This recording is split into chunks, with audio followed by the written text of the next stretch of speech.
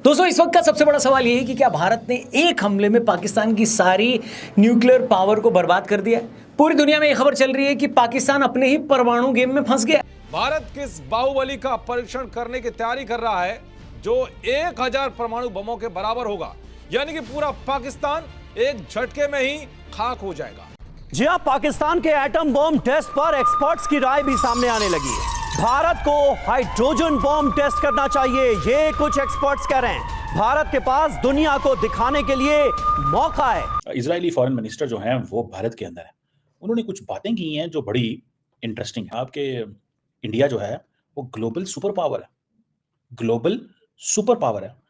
अमेरिकी राष्ट्रपति Donald Trump के नए दावे ने पूरी दुनिया को चौंका दिया है। ट्रंप का कहना है कि पाकिस्तान परमाणु हथियारों का परीक्षण कर रहा है और उन्होंने कहा कि रूस चीन भी परमाणु हथियारों का परीक्षण कर रहे हैं। एटमी के जवाब में भारत सीधे हाइड्रोजन बम का परीक्षण करेगा। फिर हाइड्रोजन बम परमाणु बम से कहीं ज्यादा घातक और विनाशकारी होता है। सरहद पार पाकिस्तानियों ने इसके ऊपर बड़ा डिस्कशन शुरू करा और आज मैं चाहता हूं कि पाकिस्तानी भी सुने मैं क्या बोल रहा हूं। वैसे सुनते हैं, आज जरा कान खोल के कान साफ करके सुने ये डील है क्या। और ये भी बता दूं कि इंडिया अफगानिस्तान चुप नहीं बैठा हुआ, इंडिया अफगानिस्तान पूरी तैयारी करके बैठा हुआ है। इस बार पाकिस्तान को सिर्फ मारेंगे नहीं, तो बोल रहे हैं इतना बड़ा झूठ कि पाकिस्तान, लोग बड़े बोलते थे कि पाकिस्तान झूठ की बुनियाद पर बना हुआ है। पाकिस्तान जो देश है उसका नाम झूठ रखना चाहिए था। इतने ताकतवर है ये हाइड्रोजन बॉम्ब क्योंकि धरती पर परमाणु प्रलय लाने वाला ये वो हथियार है। हाइड्रोजन बॉम्ब फटने से बहुत गर्मी पैदा होगी और हाइड्रोजन बॉम्ब भीषण तबाही भी ला सकते हैं। हालांकि पाक के शहरों को भी तबाह किया जा सकता है इन्हीं हाइड्रोजन बॉम्ब से। मिसाइल और बॉम्बर पर फिट हो सकता है हाइड्रोजन बॉम्ब। ऐसे में पाकिस्तान के पूर्व राजदूत अब्दुल बासित ने भी चेतावनी दी कि भारत जल्द ही एक नए थर्मो न्यूक्लियर बम का परीक्षण कर सकता है। तो इंडिया दो लेवल पे खेल रहा है दोस्तों, इजराइल के साथ, क्योंकि देखिए इजराइल भी टेररिज्म का विक्टिम है, भारत भी टेररिज्म का विक्टिम है। इजराइल जो टेररिज्म आ रही है वो ईरान स्पॉन्सर्ड है, भारत में जो टेररिज्म आ रही है वो totally and totally Pakistan sponsored है। आसिम मुनीर ना इंडिया के साथ फ्रंट लाइन पे दिखा, ना अफगानिस्तान के साथ वार में फ्रंट लाइन पे दिखा। जैसा ही वार हो जाती है ये बंदा मिस्टर बंकर में घुस के छुप जाता है और तब तक ये बंकर में रहता है जब तक ये सारे अपने फौजियों को सरहद पे टीक टाक मरवा देता है, पूरे बेस अपने तबाह करवा देता है, अपने चेक पॉइंट अफगानिस्तान के हवाले कर देता है। फिर जब बात सीज फायर की हो जाती है फिर ये आधा गंजा उबला हुआ अंडा फिर बंकर से बाहर आ जाता है, कहता है मैं तो आर्मी चीफ हूं। ऐसा आर्मी चीफ डरपोक आपने कभी देखा है कि अपने लोगों को जो है सिर्फ मीडिया पे फाला हुआ है कि भाई हमें तो लड़ने की हिम्मत नहीं है, आप लोग जो है सिर्फ मीडिया पे ही लड़ते रहो और मीडिया पे ही हम जंग जीतेंगे। आपने देखा होगा ऑस्ट्रेलिया से एक पॉलिटिकल एनालिस्ट करने वाले ने कहा कि 19 एयरक्राफ्ट मारे हैं पाकिस्तान के, 19। अब ये ऑस्ट्रेलिया के दुश्मन हो गए, अब कोई भी इनके ऊपर बात करेगा ये उनके दुश्मन बन जाएंगे। ये बोल रहे हैं इसमें भी रॉ की साजिश है। तो भारत भी एक्शन मोड में दिखाई दे रहा है। कहा जा रहा है कि पाकिस्तान के एटमी परीक्षण के जवाब में भारत सीधे हाइड्रोजन बम का परीक्षण करने की तैयारी कर रहा है। हाइड्रोजन बम परमाणु बम से कई गुना घातक और विनाशकारी होता है। इस परीक्षण का पाकिस्तान में खौफ भी शुरू हो गया है। पाकिस्तान के पूर्व राजदूत अब्दुल बासित ने चेतावनी दी है कि भारत जल्द ही एक नए हाइड्रोजन बम का परीक्षण कर सकता है। दरअसल 1998 में भारत ने पोखरण में 5 परमाणु परीक्षण किए थे, जिनमें से एक थर्मो न्यूक्लियर बताया गया। हालांकि पूरी दुनिया में भारत के हाइड्रोजन बम टेस्ट किए जाने को लेकर सवाल भी उठे थे, मगर खुद तत्कालीन प्रधानमंत्री अटल बिहारी वाजपेयी और वैज्ञानिकों ने कहा था कि अब हमने बहुत बड़ा बम बनाने की क्षमता हासिल कर ली है। इंडिया ने इनके कहने पे इन तमाम जमातों को दहशतगर्द करार दिया हुआ, तमाम जमातों को दहशतगर्द करार दिया हुआ है। वो कहते हैं ये दहशतगर्द है सीधा सीधा, और वो कहते हैं कि ये भाई ये क्योंकि, और इंडिया कहता है हम भी दहशत इनको मानते हैं। बहुत सारे मुसलमान दुनिया इनको दहशतगर्द नहीं मानती। वो कहते हैं कि इनके पास राइट है। राइट किस चीज़ का है? रेजिस्टेंस का। राइट किस चीज़ का है? रेजिस्टेंस का, कि ये रेजिस्ट कर सकते हैं। So that makes the case, ये केस जो है वो सामने आता है कि ये किस तरह का राइट होगा, क्या होगा, क्या चीज़ें होंगी, क्या नहीं होगा। समझ रहे हैं बात?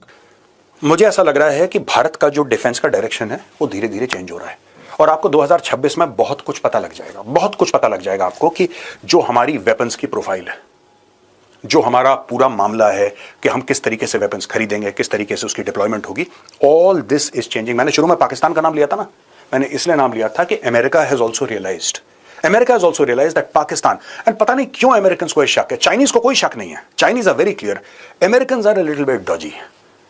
वो पहले शुरू में कोई भी प्रेसिडेंट आता है, शुरू में पाकिस्तान के साथ बड़ा प्यार मोहब्बत होती है उसकी, 6-8 महीने, 10 महीने, 1 साल बड़ा पाकिस्तान के साथ मोहब्बत होगी, फिर पाकिस्तान उसको धोखा देगा, फिर वो प्रेसिडेंट सल्क करेगा, फिर पाकिस्तान की चूड़ियां कसेगा वो, फिर दूसरा प्रेसिडेंट आएगा, फिर वो मोहब्बत दिखाएगा। ये सारा का सारा चलता रहता है मामला।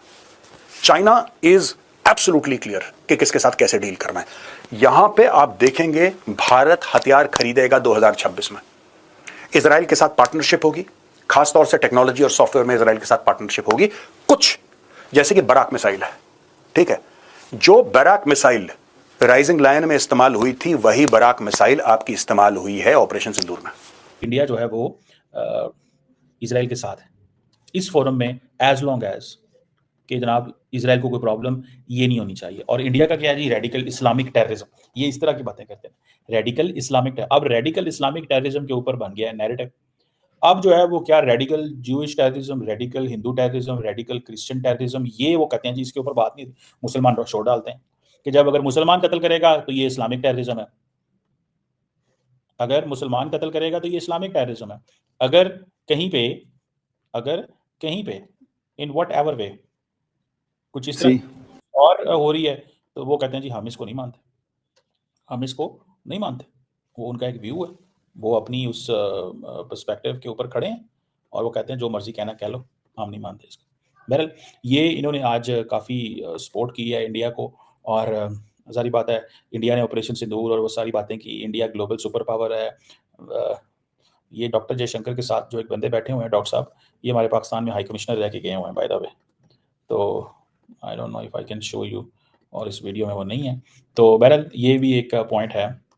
दूसरी बात ये है कि पाकिस्तान जो है वो, मेरा नहीं ख्याल हमारी इजराइल के साथ किसी किस्म का कोई झगड़ा है इस वक्त। इजराइल के साथ हमारा झगड़ा तब होना था अगर इजराइल इंडिया के साथ मिलकर पाकिस्तान न्यूक्लियर इंस्टॉलेशन पे हमला करता। अब तो नहीं कर सकते, अब तो उनको पता है गेम गुजर गई है।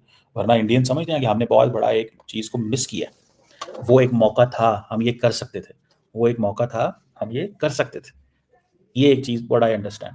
अब वो समझते हैं कि नहीं, ये ऐसे नहीं हो सकता, मुमकिन नहीं है।